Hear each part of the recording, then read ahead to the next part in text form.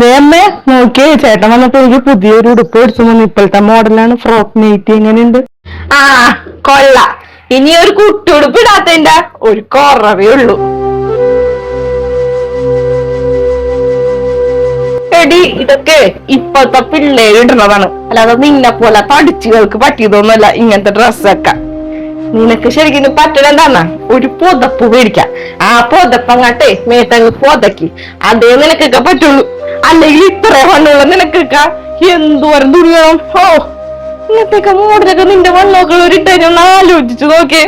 ഉത്സവപ്പാട്ട് ആനന്ദൊക്കെ നിക്കടിച്ച് കൊണ്ടു നിർത്തൂലേ, അതുപോലെ കൊണ്ട് വെക്ക്. ഇതൊന്നിട്ടുണ്ട് ഈ മുമ്പത്തേക്കൊന്നും പരരുതട്ടാ. പക്ഷെ നീ ഉള്ളതും കൂടി നീ ഓണം കൊടുത്താനാണ്.